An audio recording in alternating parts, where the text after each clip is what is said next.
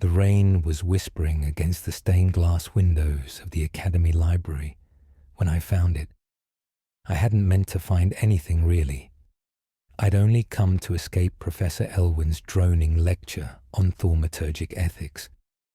My robes were still damp from the run across the courtyard, and my boots squeaked traitorously with each step. I slunk deeper into the labyrinthine aisles of books, my fingers trailing along the cracked spines like a diviner searching for resonance. It was the scent that stopped me, not the must of parchment or dust, but something more arcane, ozone, like air just before lightning strikes. The book was wedged behind a compendium of conjuration mishaps, nearly invisible, bound in dark leather that shimmered faintly when I blinked. No title, just a symbol on the cover, a circle of thorns swallowing its own tail. I should have left it. I knew the rules, but I was 17, foolish, and curious in the way only apprentice wizards can be. The pages felt warm, as if the book were alive or aware. The text was handwritten in an angular script, half familiar, like an older form of high arcanic. I sounded out the glyphs under my breath, and the ink shimmered, reorganizing itself until I understood the words. To snare the soul in stone is to defy death, to hold the self beyond the veil. My heart thudded. A soul stone. It was supposed to be myth. A fairy tale whispered by upper years to frighten us into studying the wards of binding properly. But here it was, inked in terrifying clarity, ingredients, sigils, blood runes, even the exact lunar alignment necessary. And it made sense. Not philosophically, I mean magically. The logic of it unfolded in my mind like a puzzle solved. The ritual was dark, yes, but not mad, not impossible, just forbidden. I didn't sleep that night. The book waited in the hollow behind my dorm wall, not whispering, watching. And I felt for the first time the weight of being observed by something that did not blink. But I understood now why so many powerful wizards vanished without a trace.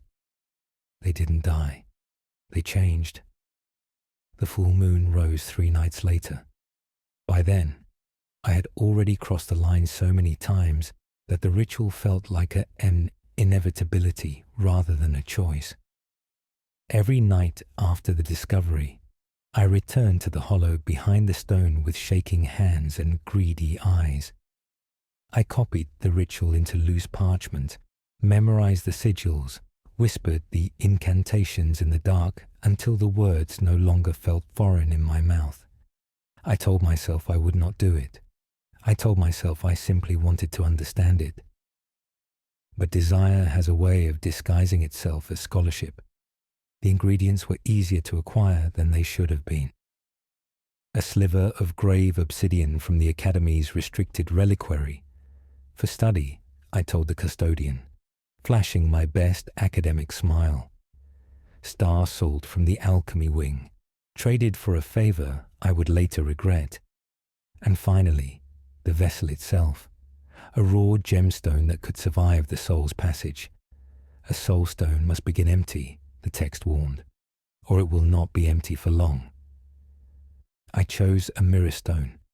It was the size of my palm, clear as still water, and when I held it to my face, it reflected not my features, but my expression, fear, ambition, longing. It did not show my nose or eyes, only who I was beneath them. That should have been warning enough. The ritual circle I drew in the abandoned observatory, where broken telescopes rusted beneath the stars. The words did not tremble when I spoke them. That was the most frightening part. When the final syllable left my lips, the air folded inward. The wind vanished. The stars blurred. Pain tore through my chest, not sharp, but vast, as though my heart had been stretched across infinity and pulled tight. The mirror stone drank. I remember screaming. I do not remember stopping. When I awoke, dawn was breaking through the cracked glass overhead. The mirror stone lay in the center, and I was alive, whole, untouched. No wound marked my palm, no ache filled my chest. Even the exhaustion I had carried for months, sleepless nights, anxious study, gnawing dread, had vanished as though it had never been. I laughed then, a sharp, breathless sound. I had done it. I had cheated death. At first, the changes were subtle. Cuts healed before the blood could fall. Bruises faded in minutes. I stopped growing tired. My reflection grew, brighter, skin smoother, eyes clearer. Even my hair seemed to darken into a richer shade. People noticed. They always do. "You look different," Mira said one afternoon between dueling exercises. She was the closest thing I had to a friend. Brilliant, reckless, endlessly kind. Healthier. "Did you finally start sleeping?" I smiled and lied. Professors began to watch me with new interest. My spellwork sharpened. My control deepened. It felt as if magic now flowed through me without resistance, as though I had removed some hidden impurity from my soul.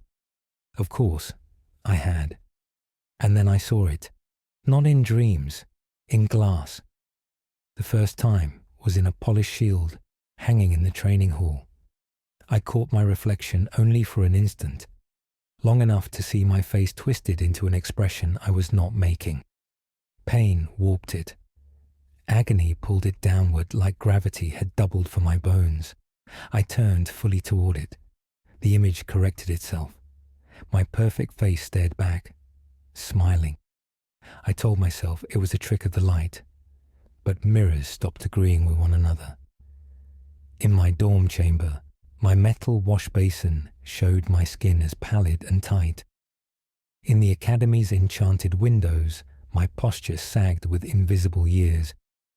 But when others stood beside me, they saw only the version of me untouched by time. Only I saw the truth. The mirror stone, hidden where no one else could look, showed me everything. Night after night, I watched myself rot. Each cruelty I committed etched itself into its surface. Each selfish choice deepened the hollows beneath those reflected eyes. While I remained luminous in the world, the thing inside the mirror stone grew bent, bruised, and starving. My suffering had not vanished. It had been displaced. I did not tell anyone. Why would I? Months passed, then years. My peers aged. I did not. The small imperfections that once marked my face vanished entirely. I became something polished, ideal. Admiration followed like a shadow. So did envy. Mira was the first to truly change around me. "You could have anything," she said one night as we studied alone beneath floating lanterns. Her voice was soft, searching. "Anyone." I did not answer the question she didn't ask. When she kissed me, there was no thunderclap, no revelation, only the quiet certainty that I was crossing yet another threshold.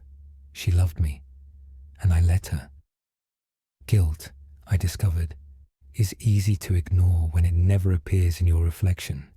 With time, my tolerance for consequence eroded. Small cruelties slipped from me unseen.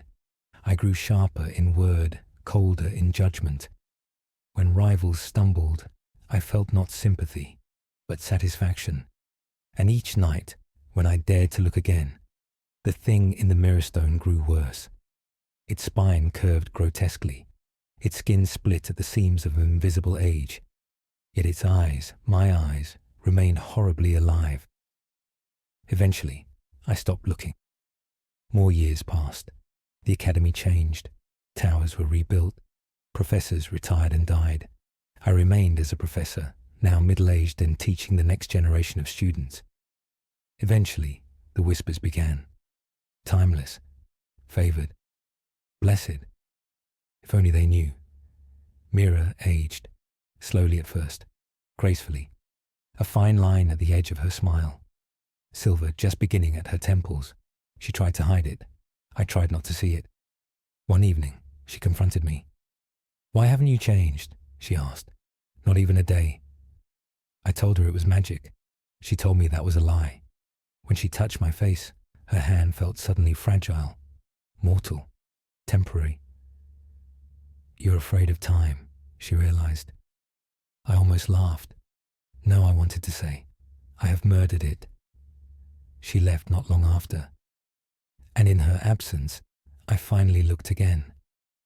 The mirror stone no longer reflected a human shape. What stared back at me was a lattice of pain barely held together by memory. Flesh hung like damp parchment over something hollow. Its mouth opened, and I felt its exhaustion in my bones, though my body did not tire. It did not ask for freedom. It asked for rest.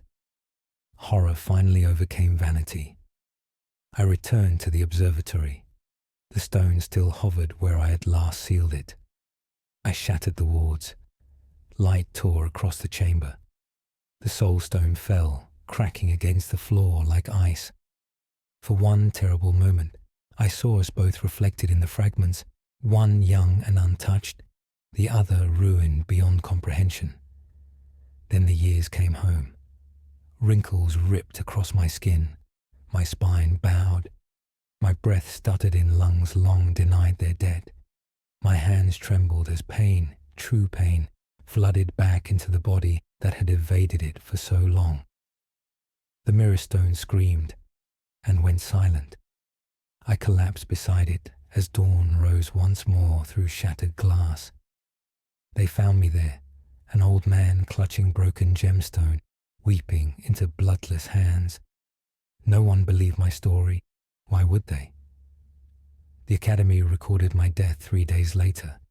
But sometimes, when the rain whispers against stained glass and a student wanders too deep into forgotten aisles, they say a certain book still waits, warm, breathing, patient, and the mirrors still remember.